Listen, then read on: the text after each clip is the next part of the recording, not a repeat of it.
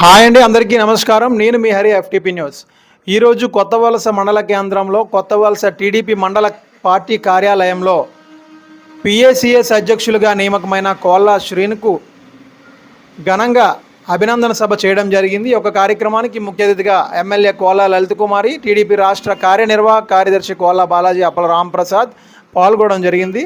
వీళ్ళందరి చేతుల మీదుగా మొత్తం టీడీపీ నాయకులు, కూటమి నాయకులు, జనసేన నాయకులు అవనియండి, బీజేపీ నాయకులు అవనియండి, అందరూ కూడా పుష్పగుచ్చాలతో సాలువాలతో సత్కరించి అభినందనలు తెలపడం జరిగింది.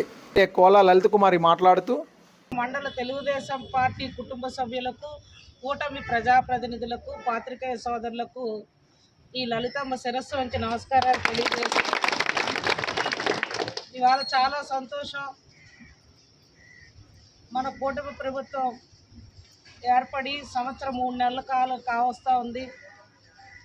అందులో భాగంగానే మరి తెలుగుదేశం పార్టీ, కూటమి పార్టీలు ఐక్యతగా నియోజకవర్గ కమిటీలన్నీ కూడా రాష్ట్ర వ్యాప్తంగా ఎవరైతే విజయంతో మరి పార్టీకి అంకిత భావంతో పనిచేసిన కార్యకర్తలని రాష్ట్ర ముఖ్యమంత్రి వర్యులు నారా చంద్రబాబు నాయుడు గారి యొక్క సహకారంతో ఇవాళ ఈ కమిటీల్లో అవకాశాలు ఇస్తూ మరి ప్రతిపాదనలు మనం నియోజకవర్గం నుంచి పంపిన మరి అక్కడ చంద్రబాబు నాయుడు గారు, యువ నాయకులైన లోకేష్ బాబు గారు పార్టీలో విధేయతతో ఉన్న ప్రతి ఒక్కరిని కూడా గుర్తించుకొని ఇవాళ ఈ కమిటీలన్నిటిలోని కూడా రాష్ట్ర వ్యాప్తంగా దేవాదాయ కమిటీలు, పిఎస్సిఎస్ కమిటీలు, డిసిఎంఎస్లు, డిసిసిబిలు, ఇంకా నియోజకవర్గ ఇతర కమిటీలు అన్నింటిలో కూడా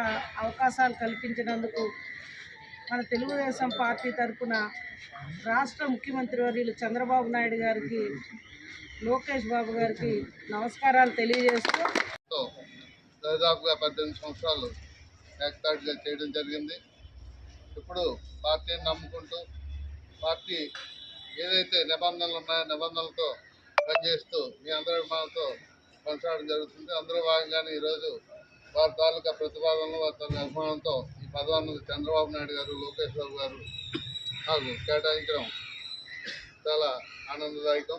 చూస్తూనే ఉండండి ఎఫ్టీపీ న్యూస్. మరిన్ని వివరాలతో మీ ముందుంటాను.